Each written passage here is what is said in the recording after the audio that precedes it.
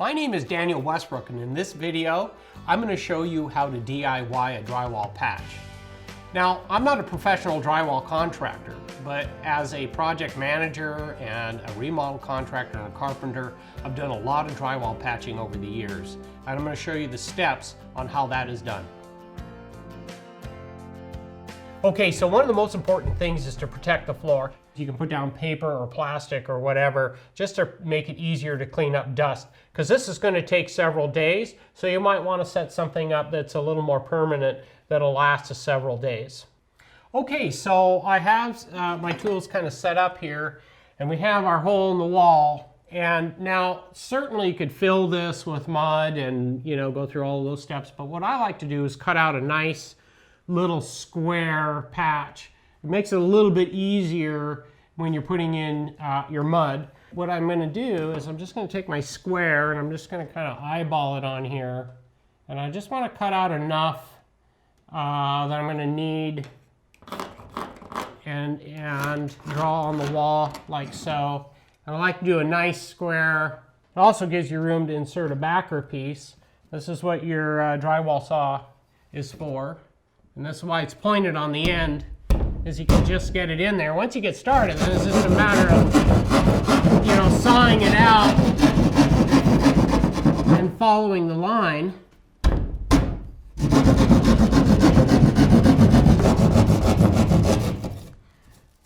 Like that. So that's a nice square. What you'll see is the wall cavity on the inside.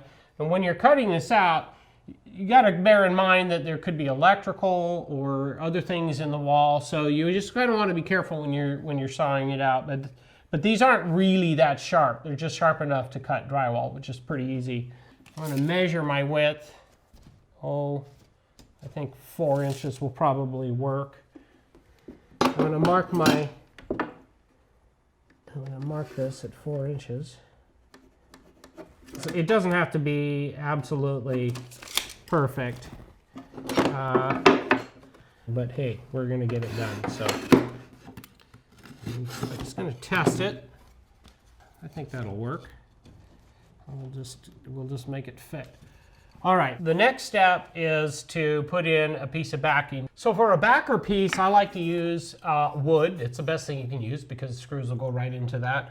I've got a couple of pieces here. I like to use plywood. Of course, I'm a carpenter, so I have plywood around. This plywood doesn't split out. So when you're using a piece of wood for your backer, just be careful that it doesn't split out and then your screw's not working for you. So in this case, I'm just going to take this. You simply just want to insert your backer piece, and you got to hold it pretty tight, and you can see how it kind of. Now when you put your screw in, you want to get it just below the surface of the drywall, but not too deep that it really just breaks through the paper. And I'm just going to very slowly sink it in so it's just below the surface. And there's our backing piece.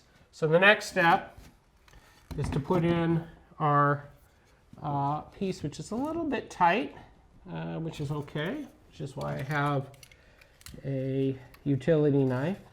Just simply, cut it out a little bit. And then, when I get it smoothed out, then just put a couple screws into that to hold it. And for a bigger patch, you can always do a backer piece on either side of the hole. But in this case, it's so small that we just need one piece. And I've done patches that are way bigger. All right, so the next step is going to be to take the tape. You want to cut the tape to the size that you need. And so what I do is I just kind of cut it off so that's just long enough of what I need. Okay, so now that I have that ready, the next step is I'm going to open up the drywall bucket. It kind of separates a little in there. So I'm just taking the mud out. You're going to hold your pan in one hand, and the other hand you're going to hold your knife. In this case, it's just a little one, so it's just going to be enough to apply mud on the wall. I want to point out something when you're using your knife. It's the angle of the knife against the wall. So if you have it really a slight angle like that, it actually slides over the mud really nicely. And you want your mud to kind of be built up just enough that you can put your tape on there. I'm going to do these two sides first. Your mud kind of fills the crack. You want to make sure there's enough on there. Okay, did you see that? Holding it angle, and you don't have to hold it tight. Just enough to kind of smooth out. Let me move that aside. Put this down. So the next step is to put on your tape, which is the first piece.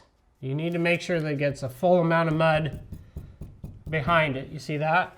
I'm going to put my finger on it because and you'll see why.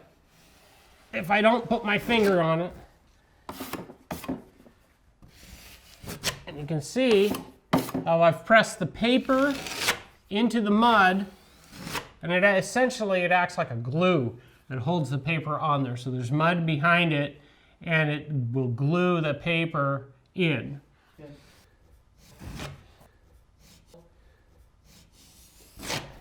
And smooth it off.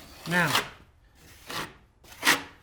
so what that does is that essentially kind of holds everything together. So you can see that's your tape. What I like to do is I like to kind of push the envelope a little bit because usually I'm under the gun. So I'll do another coat of mud right over this.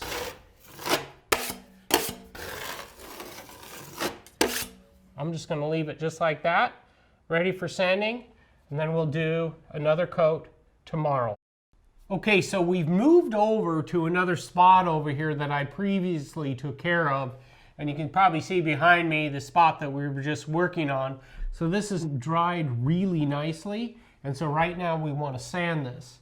And that's why we have a nice flat drywall sanding pad. And I also like to use my squishy sand pad as well, but I'm going to start with the flat. And don't want to take off too much. You're just making it smooth so that when you apply the next coat, it just goes nice and smooth over that. Then I'm going to take my sanding sponge, and I like to kind of feather out my edges even better because it gets into all the little divots of the texture on the wall. I think anyway, a little bit better. And that feels pretty good. I can feel the hump on it. I can see a little bit of the fuzziness from the tape, but we'll smooth all that over. And so I'm going to pick up some mud, and we're going to do that next. And really, that's all I need to do. I'm just going to try to get that ridge down a little bit. And that's it until tomorrow. Okay, we did our second coat and we let it dry overnight, and it appears that everything is nice and cured. And I'm going to start sanding. And oh yeah, that feels really good. And you don't want to sand too much off. You just want to get it smooth. Okay, so that looks good.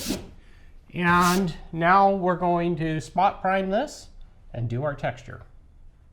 Okay, so I've applied the primer. It's nice and dry now. We have a nice flat spot. And so now it's time to apply the texture. This is a knockdown texture on this wall here, and it looks like it's kind of medium to heavy. If you look at the can and you read the directions, you'll see that you can adjust it to a fine, a medium, or a heavy.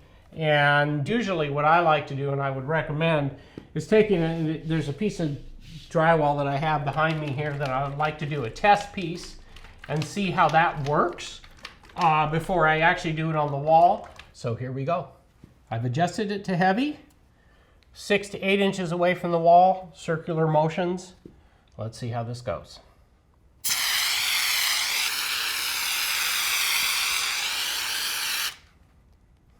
Okay, so we waited for 2 minutes. Let's see if I put enough on. I'm going to take the knife, get it wet. I've got my bucket of water here. And I'm just going to draw it across really, really, really gently.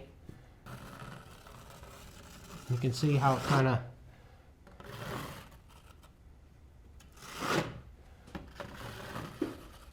And I'm just being very, very gentle with it. I'm not even pushing on this at all. I'm just kind of putting it on there.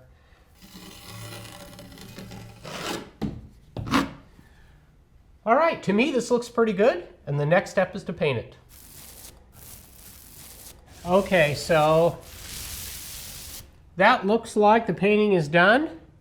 Feathered out really nicely. Once the painting is done, the patch is done. Okay, so we've done another patch on a different texture. This is an orange peel texture. And so we've done our primer. Now we're just going to apply our texture. And I think this is about a fine to medium. So let's see how this goes.